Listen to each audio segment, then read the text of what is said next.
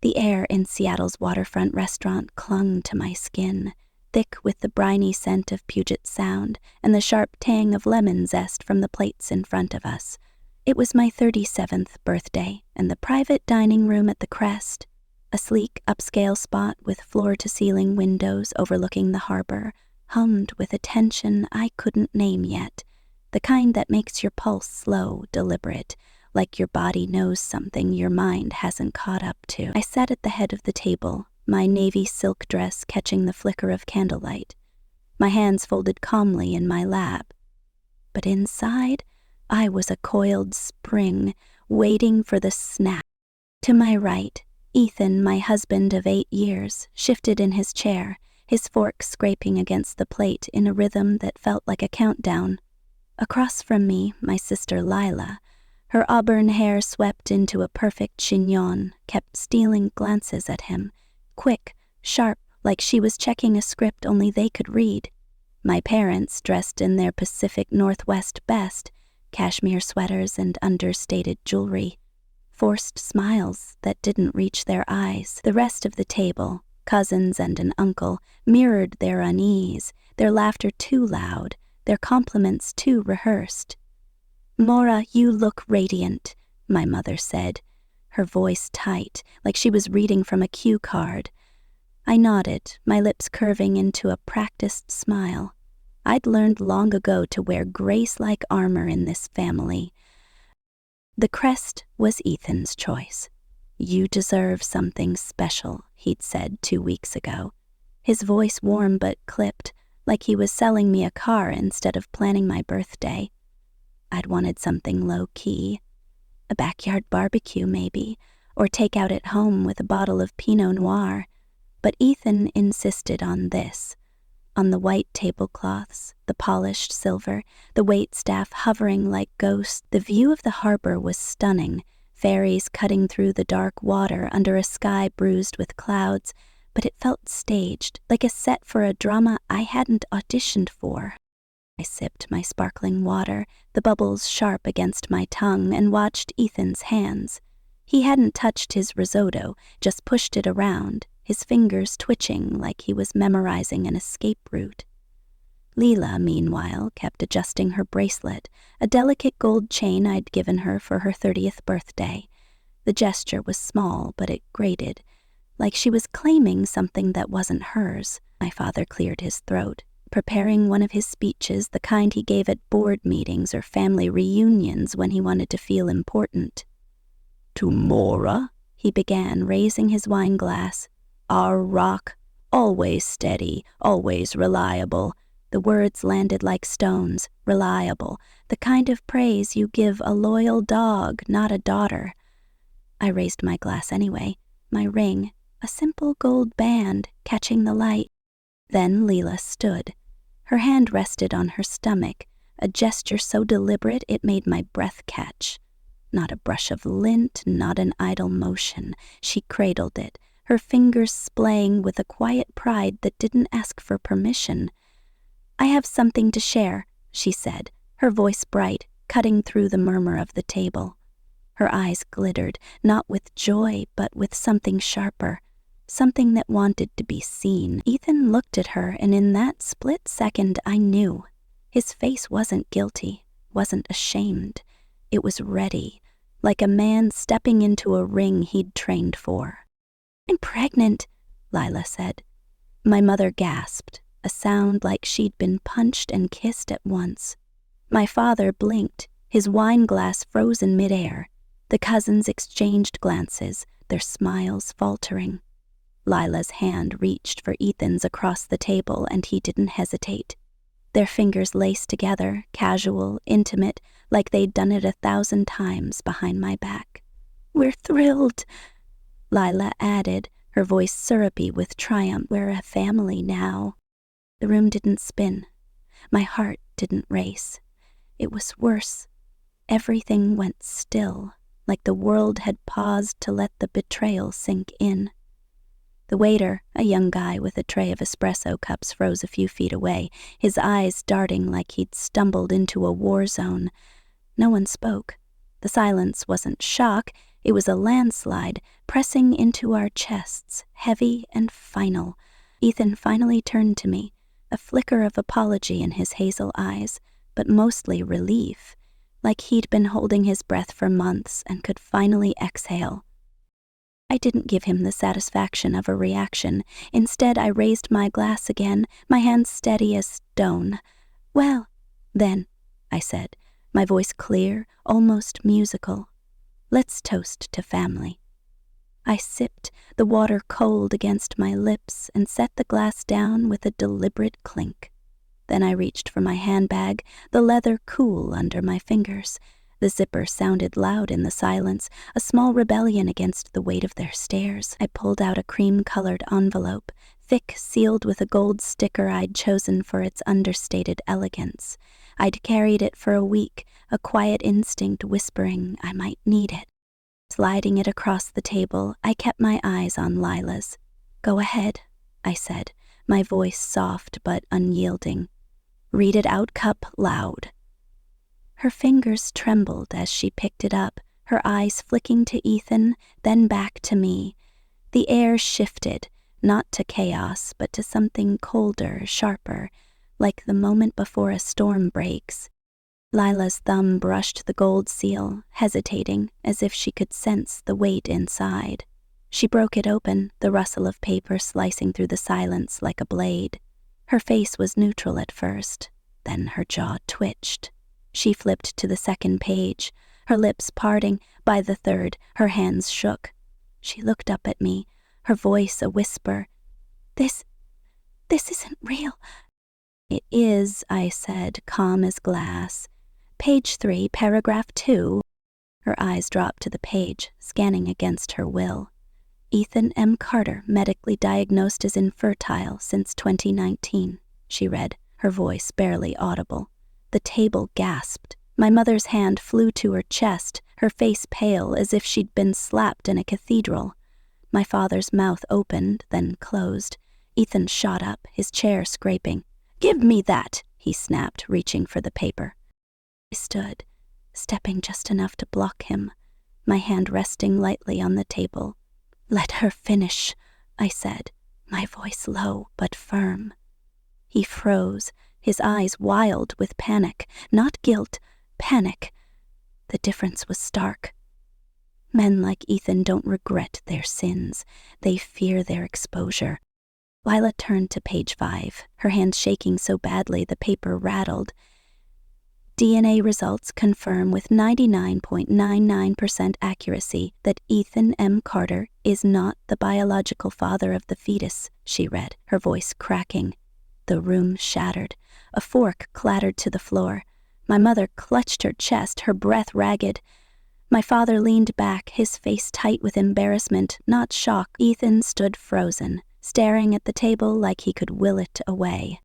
I reached out, slow and deliberate, and took the folder from Lila's limp hands. I slipped it into my bag, zipped it shut, and adjusted the strap on my shoulder. "Thank you all for coming," I said, smoothing my dress. My heels clicked against the hardwood as I walked to the door, each step a punctuation mark. I didn't rush. I wanted them to sit in that silence, to choke on it. At the door, I glanced back. My father's mouth moved, searching for words. My mother stared at her hands. Ethan was a statue. Lila's eyes glistened with tears. I stepped into the Seattle night, the mist cool against my skin. The city hummed, berries honking, a street busker strumming a guitar down the block. I didn't cry. I didn't rage. I wielded it, like a master. The drive home was a blur of neon lights and rain-slicked streets. My apartment in Capitol Hill felt too small, too quiet when I stepped inside. I didn't turn on the lights. I kicked off my heels by the door, the hardwood cold against my bare feet, and dropped my purse on the couch. The faint scent of lavender from the candle I'd lit that morning lingered, a cruel reminder of the normalcy I'd left behind at the crest. I stood in the dark, my dress clinging to me like a second skin, and let the silence wrap around me. It wasn't peace. It was the quiet before a war. 2 months ago it began. A Friday night, Ethan coming home late, rubbing his temples. Migraine, he muttered, avoiding my eyes. He disappeared into the office, the door clicking shut. I was in the kitchen, rinsing wine glasses we hadn't used, when I heard it. Voices, low and urgent through the cracked door. I crept closer, my bare feet silent on the rug. Lila's voice, sharp and calculated. Not until after her birthday, Ethan. She'll crumble. She always does for family. Just smile through dinner, Ethan replied, his tone conspiratorial. When the time's right, we drop it. She'll go quiet in front of your parents. She always looks weak. My blood turned to ice. Not rage. Not yet. Just a cold, clear understanding. I pulled my phone from my robe pocket, my hands steady as I hit record. "We need her to look difficult," Lila whispered. "She gets flustered. She won't fight." Their laughter was short, cruel, a private joke at my expense. I ended the recording, backed away, and locked myself in the bedroom.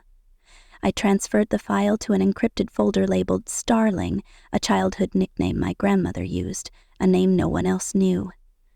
I didn't listen to it again until tonight. Now, standing in my dark apartment, I slipped out of my dress and into a worn sweatshirt.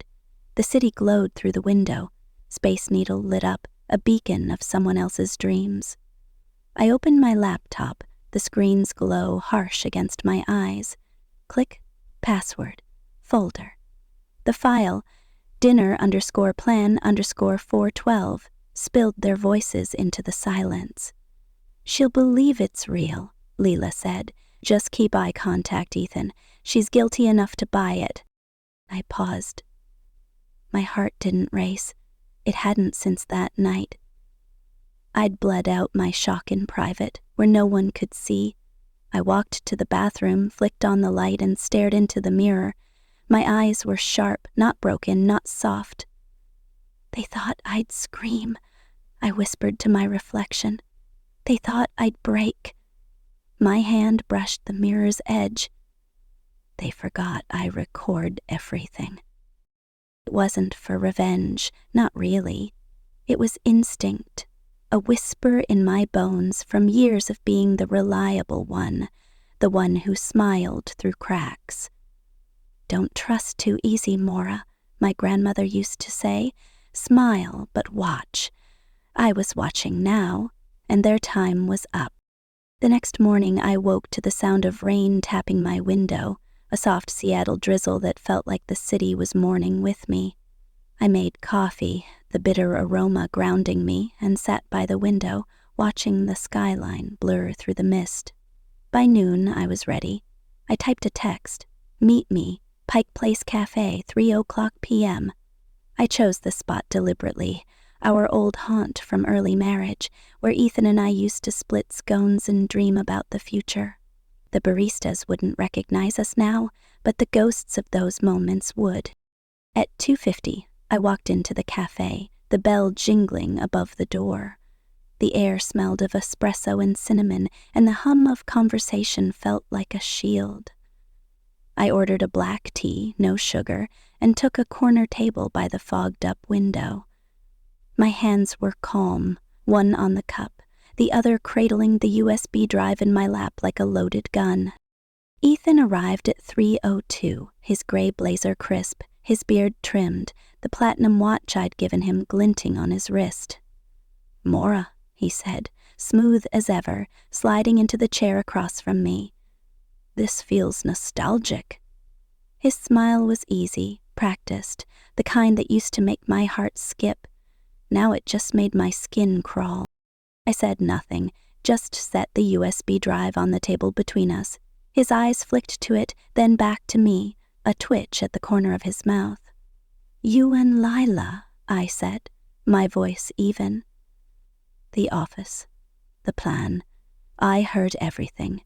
I recorded everything." He scoffed, leaning back. "Come on, Maura. You're not blowing up your life over some whispers in the dark." His chuckle was condescending, like I was a child throwing a tantrum. "You think anyone's gonna buy that?" I tilted my head, unblinking. "You think I don't know how this looks?" A scorned wife with a vendetta. I leaned forward, my voice low. "You made a mistake, Ethan. You thought I'd stay quiet." His grin faltered, just for a second. "Look, Lila and it just happened. She's easy, Maura. You're heavy, always making things complicated." The words stung, sharp and deep, but I didn't flinch. "She's my sister," I said, my voice steady. "And you didn't pause." He shrugged like it was nothing. "She's not like you. She doesn't pick fights or hold grudges. She's just easier." I nodded slowly, letting the words sink in. Easier. Like I was a burden, a puzzle too hard to solve. I picked up the USB, slipped it into my purse, and stood. "You made your choice, Ethan," I said. "Now, live with it." He laughed, spreading his hands. "You think anyone's gonna side with the bitter wife routine? No one listens to the woman crying foul after the fact." I leaned in, my voice soft but cold. "You think I'm crying? You don't remember who I was before I loved you." His face shifted, a flicker of doubt breaking through the smugness. I turned and walked out, the drizzle catching my coat, the city's pulse indifferent to my war. Back home, I sat on the couch, a photo album in my lap, its leather spine worn from years of neglect. I flipped through it, my fingers tracing moments that felt like lies now. Ethan and me at a vineyard in Napa, laughing at a street fair in Portland, kissing on a ferry to Bainbridge. I'd tried so hard to hold on to those moments, to believe they were real, but the woman in those photos was gone, replaced by someone sharper, clearer. My phone buzzed. Sarah, my college friend from Oregon, her voice warm but cautious. "Maura, come stay with me for a bit. The coast is quiet this time of year. You need a break." I stared at the rain-streaked window, the city lights blurring into streaks of gold and red. "Maybe I pushed it too far," I whispered. "Maybe I should have just walked away." Sarah's voice was gentle but firm. "You've never been the type to let yourself be erased. Don't start now." I promised to think about it. After the call, I sat in the dark, the album heavy in my lap, wondering when I'd started doubting my own voice. The answer was there, in the photos, in the years of smiling through cracks, of being reliable while they rewrote my story. The next day, I dragged myself to a nonprofit gala I'd helped plan months ago, back when my life was still whole. The venue was a sleek downtown loft, all exposed brick and string lights, filled with donors and interns buzzing with purpose. I was pouring coffee at the beverage station when I saw her. Lila, in a crimson blazer too bright for the room, her lipstick sharp as a blade. She was snapping at a young intern, Mia, whose name tag was slightly crooked. "Check twice before handing me anything," Lila hissed. "I don't like mistakes." Mia's shoulders curled inward, her hands shaking. I stepped over, my voice calm but pointed. "Hey, Lila, I'll take it from here. Mia, can you help at the check-in table?" Lila blinked, caught off guard, her smile faltering. "Of course," I added, locking eyes with her. "Everyone starts somewhere." Mia nodded and scurried off, her hands still trembling. Later, as I packed up brochures, she approached, her voice barely audible. "Thank you. No one's ever stood up to her before." I nodded, my throat tight. I knew that ache, that shrinking feeling, because I'd lived it for years, telling myself it was just a bad day, just stress, just family. But it's never just one day, is it? That night, I sat cross-legged on my apartment floor, backing up my phone data. A folder caught my eye. Deleted voicemails. One file was labeled Mom. No timestamp, just her name. I clicked, my heart in my throat. Her voice, soft and shaky, filled the room. "Maura, I hope you hear this. I know you love him, but there's something off about Ethan. He smiles too wide, talks too fast. Don't ignore the signs. You deserve better." I dropped the phone, a sob escaping. Not loud, just a gasp of grief. My mother, gone 2 years, had seen it, had tried to warn me. I'd ignored it, loved harder, stayed longer. I stood, walked to the mirror, and stared at my reflection. My eyes were swollen, but I was still standing. "If I stay quiet now," I whispered, "I'm no better than them." I opened my laptop, created a folder called Truth, and uploaded everything: texts, emails, recordings. Not for revenge, but for clarity. Silence had protected them long enough. I wasn't fighting for justice. I was fighting for me. The next morning, I nearly didn't make it out the door. As I stepped onto the street, a black SUV swerved, its tires screeching, missing me by inches. My heart pounded, but I kept walking, the USB drive in my purse heavier than ever. At the non-profit office, I found my car keys missing, only to discover my brakes had been tampered with the night before. A mechanic's warning later confirmed it. That afternoon, my phone lit up with anonymous texts: "Stop now or you won't walk away next time." I deleted them, my hands steady but cold. At the gala, an elevator ride turned tense when a man in a dark coat cornered me, his eyes too focused, his hand brushing a bulge in his jacket. "Careful who you cross," he muttered before stepping out. The next day, my apartment building's fire alarm blared. Smoke filled the hall, and the fire marshal later hinted at arson.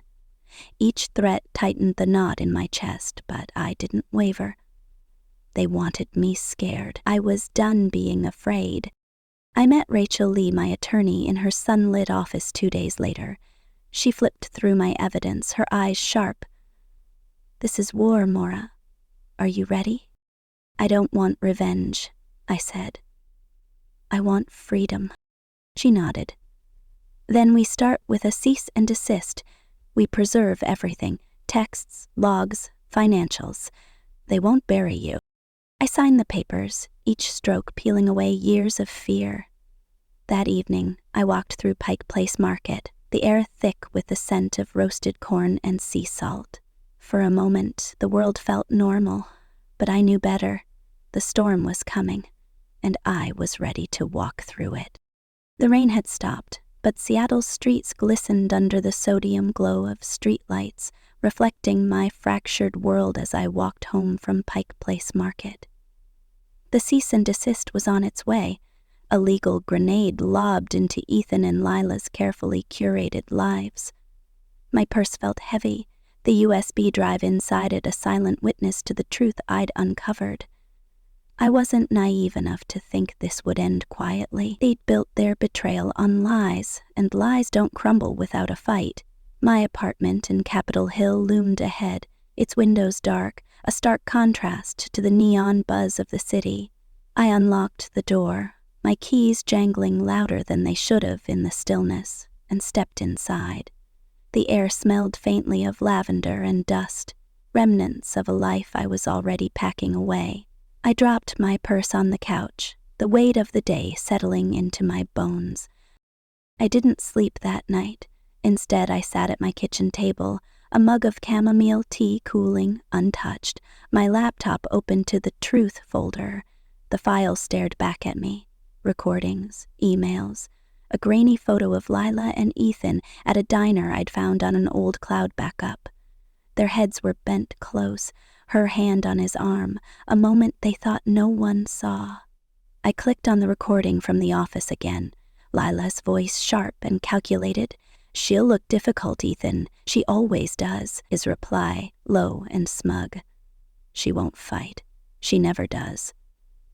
I paused it, my finger hovering over the trackpad. They'd underestimated me, but doubt still gnawed. What if they were right? What if I was the one who looked unhinged, the bitter ex-wife they'd painted me as? My phone buzzed, shattering the silence. an unknown number, a text, "You're digging your own grave, back off." My pulse quickened, but I didn't reply. I screenshot it, added it to the folder, and locked my screen. The city outside hummed, indifferent, but the threat felt like a physical weight. I stood, pacing the small living room, my bare feet cold against the hardwood. The walls felt closer, the half-packed boxes in the corner like silent judges. I wasn't just fighting for myself anymore. I was fighting for every woman who'd been told to smile, to stay quiet, to let the lies slide. But the cost was mounting, and I could feel it in the tightness of my chest. The next morning I woke to a pounding on my door. My heart leapt, the memory of the threatening text flashing through my mind. I peered through the peephole. A man in a blue windbreaker holding a manila envelope, his face blank but apologetic. "Maura Carter?" he asked when I opened the door a crack. I nodded and he handed me the envelope before disappearing down the hall. Inside, a lawsuit. Ethan and Lila were suing me for defamation, emotional distress, and violation of privacy. Their legal team spun my birthday dinner reveal as a malicious vendetta, claiming I'd endangered their child with my unsubstantiated claims. The words blurred on the page, but one line stood out. "Ms. Carter's actions have caused irreparable harm to a vulnerable family." Vulnerable. The irony burned. I called Rachel Lee, my attorney, her voice calm but urgent through the phone. "This is their counterpunch, Maura. They're trying to scare you into silence. Meet me at my office, 10 a.m. I agreed, but as I hung up, my phone buzzed again. Another text. This one, a photo. My car, parked outside, its tires slashed. The word liar scrawled in red paint across the hood. My breath caught, my hands shaking as I saved the image to my evidence folder. I glanced out the window, the street below quiet except for a dog walker in a yellow raincoat. Whoever did this was gone, but the message lingered like smoke. I took a cab to Rachel's office, the city blurring past in shades of gray. Her office was a haven of polished wood and soft light, but the air felt charged. She flipped through the lawsuit, her eyes narrowing. "They're desperate," she said, tapping the papers. "This is flimsy, but it's aggressive. They're banking on you folding under pressure." She looked at me, her gaze steady. "Are you ready to go to court?" I nodded, my voice quieter than I meant. "I'm done being the kind one." She slid a stack of documents toward me. Motions to preserve evidence, a countersuit for harassment. I signed, each stroke of the pen a small act of defiance. But as I left her office, the world felt sharper, more dangerous. Crossing the street, I heard tires screech. A black sedan veered too close, its driver obscured behind tinted windows. I stumbled onto the sidewalk, my heart pounding, pedestrians glancing but not stopping. Coincidence? Maybe, but my gut screamed otherwise. That afternoon, I walked through Pike Place Market to clear my head, the air thick with the scent of fresh fish and roasted coffee. Vendors called out, tourists snapped photos, and for a moment I could pretend I was just another face in the crowd. But my phone buzzed again, a new email from an anonymous account. "You'll regret the press conference. We know where you live." My fingers tightened around the phone. I scanned the crowd, half expecting to see someone watching, but it was just a sea of strangers. I bought a coffee I didn't drink and headed home, my steps quicker, my pulse louder. Back in my apartment, I locked the door and checked the windows. The threats were escalating, each one a pinprick to my resolve. I opened my laptop, pulling up the truth folder again. A new file caught my eye, a deleted voicemail I hadn't noticed before. I clicked, and my mother's voice filled the room, soft and trembling. "Maura, I hope you hear this. Ethan's not right. His charm's a mask. Don't ignore what you feel. You deserve better." The line crackled, then went silent. I sat back, a sob catching in my throat. She'd seen it even before I had, and I'd deleted her warning without listening. Guilt twisted in my chest, but it fueled me too. I wasn't just fighting for me now. I was fighting for her, for the voice she'd tried to give me.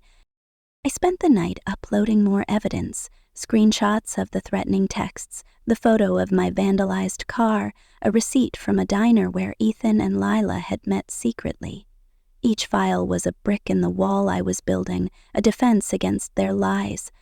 But as I worked, a loud crash echoed from the hallway. I froze, my heart hammering. I grabbed a kitchen knife and crept to the door, peering through the peephole, nothing but shadows. I opened the door a crack, the knife trembling in my hand. A shattered vase lay in the hall, water pooling on the floor. No note, no explanation, just another warning. I locked the door, my breath shallow, and added the incident to my evidence log. Sleep was a distant hope. The next day, I attended a charity gala I'd helped organize, a glittering event in a downtown Seattle loft. I needed the noise, the distraction to remind myself I wasn't invisible. I was refilling coffee urns when I saw Lila, her crimson blazer a slash of color in the muted crowd. She was berating Mia, a young intern with a crooked name tag. "Check twice before handing me anything," Lila snapped, her voice low but venomous. "I don't like mistakes." Mia shrank, her hands shaking. I stepped over, my voice calm but steel-edged. "Lila, I'll handle it. Mia, can you help at the check-in table?" Lila's eyes narrowed, but I held her gaze, unyielding. Mia nodded and fled, her relief palpable. Later, as I packed up brochures, Mia approached, her voice barely audible. "Thank you. No one's ever stood up to her." I nodded, my throat tight. I knew that feeling. Being diminished, made small. I'd lived it too long. But the gala wasn't safe. In the elevator afterward, a man in a dark coat stepped in, his eyes too focused, his hand brushing a bulge in his jacket. "Careful who you cross," he muttered as the doors opened, disappearing into the crowd. My heart raced, but I forced myself to walk calmly to my cab, the city's lights blurring past. Back home, I found my apartment door ajar, the lock scratched. Nothing was missing, but the message was clear. They were watching. The cease and desist landed the next day, delivered during a corporate lunch Ethan and Lila attended at a sleek steakhouse.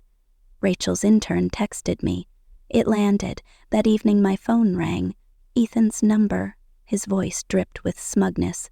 "Maura, this lawyer stunt. You think it scares us?" I didn't answer. I ended the call, my hands steady but my chest tight. The retaliation came swiftly. A blog post surfaced on Facebook, shared by a distant acquaintance, titled "Diary of a Broken Woman." It featured scanned pages in handwriting eerily close to mine, painting me as obsessive, jealous, unhinged. Lines like, "I'll ruin their peace if I can't have mine," burned into my eyes. It spread like wildfire. Twitter threads, Reddit forums, even a text from a colleague I'd mentored. Is this real? I closed the blinds, my apartment a fortress against the world. The local news played, and there was Ethan, shaking hands with the board of a charity I'd co-founded, the caption reading, "New Face of Hope. Ethan Carter joins as advisory chair." My name was erased, my legacy stolen. I shut the laptop, my hands steady but my resolve hardening. They wanted a war? I'd give them one. I called Rachel. "Let's go to court," I said, my voice calm but unyielding. "I'm done playing nice." She didn't hesitate. "Good. We'll bury them in evidence." I reached out to Emma Cole and Tara Wells, investigative reporters who'd covered my nonprofit work. "Coffee?" "Off the record," I said. "I need you to see something." They agreed to meet at a quiet cafe near the waterfront. I brought the truth folder, the USB drive, and a printed transcript of my mother's voicemail. Emma's eyes widened as she read. Tara's pen froze mid-note.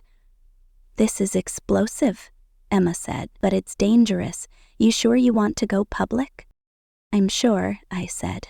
"They don't get to rewrite my story." We planned a press conference for noon the next day at a community center in Belltown, a no-frills space with folding chairs and a single microphone. I arrived early, my navy pantsuit a deliberate echo of my wedding day, the symbolism sharp. The room filled slowly. Reporters, a few non-profit colleagues, their faces curious but guarded. I tapped the mic, my voice steady. "Good afternoon. I'll be brief. Truth doesn't need dressing up." The screens behind me flickered on, a slideshow timed to the second. Hospital records, security footage from a clinic Lila and I had used, showing her with a newborn weeks before her pregnancy announcement. A young reporter broke the silence. "Are you saying the baby was already born?" I met her eyes. He was 5 weeks old that night. The room rippled with gasps. I clicked a remote and Lila's voice filled the hall, a recorded voicemail. She believed he'd stay. A fake due date, a hormone stunt, and she bought it. Ethan's so easy when he thinks someone's crying. The room erupted, notebooks dropped, cameras clicked. I let the silence linger, then stepped closer to the mic. This isn't just betrayal. It's manipulation, control, the price women pay to keep things neat. We're told to be patient, to stay quiet, but silence isn't grace when it protects abusers. I gathered my papers and walked out, flashes and shouts trailing me. My inbox flooded, hate mail, but one message stood out, from a woman named Lily. "You spoke for me." 3 days later, I was served again. The lawsuit landed at 7 a.m., the same man in the blue windbreaker, his face apologetic. Ethan and Lila's claims were bolder now, accusing me of endangering their child. I almost laughed, but the weight of it pressed harder. That night, my building's fire alarm blared, smoke choking the hallway. I grabbed my laptop and purse, running barefoot into the street as firefighters swarmed. The cause? Suspected arson, though no proof tied it to them. Yet, the preliminary hearing loomed, the sky gray and heavy as I walked into the courthouse. Ethan and Lila sat flanked by lawyers, her ponytail tight, his suit a mocking echo of my press conference outfit. Rachel was delayed. "Car trouble," she said, but I wondered. The judge turned to me. "Miss Carter, do you wish to respond?" I stood, my voice even. "Yes, Your Honor. I'd like to submit a document."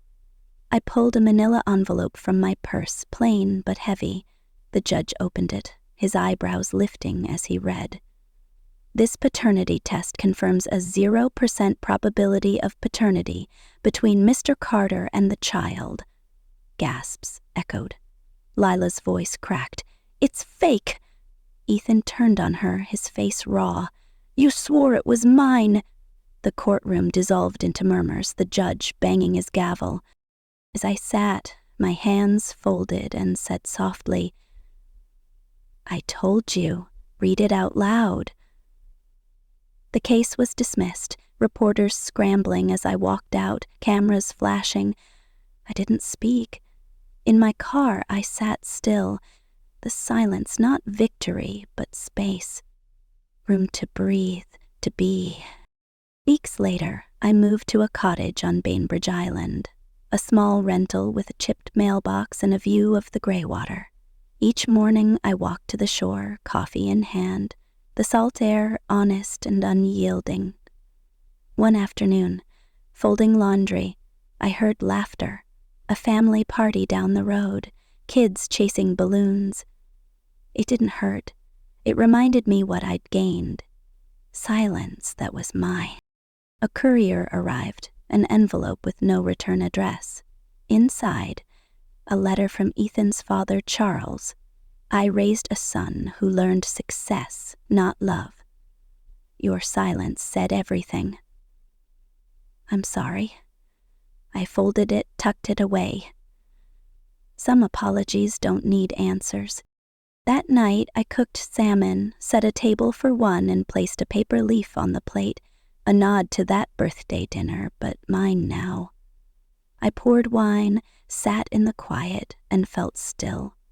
Not triumphant, not broken, just me. The mirror in my new bedroom showed a woman I recognized, not the one they'd tried to erase. I'd walked through fire, not to win, but to stand, and for the first time that was enough.